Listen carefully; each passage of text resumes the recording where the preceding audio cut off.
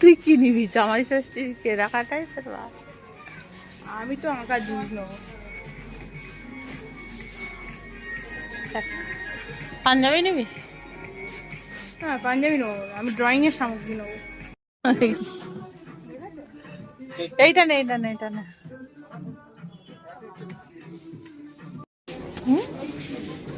খুব কমফোর্টেবল।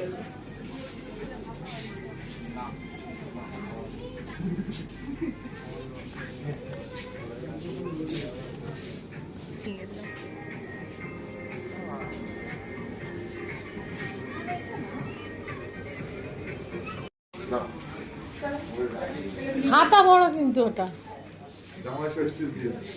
চল। এগুলো তো ওভার সাইজই পড়ে, চলো।